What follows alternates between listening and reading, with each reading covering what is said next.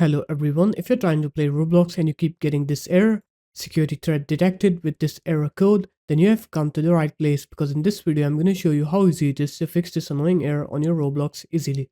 So first off, what you're going to do is you're going to open up your menu and then you're going to go into your settings here and then you're going to go on to apps and here you're going to search for Magisk. So if you have Magisk installed, just search for it. I don't have it installed, so I'm going to use any other application as an example. So you're going to click on Magisk and just go ahead and click uninstall on here. Click OK then and uninstall Magisk from your phone. And after that, what you're going to do is you're going to go ahead and restart your phone. So just close up everything and restart your phone.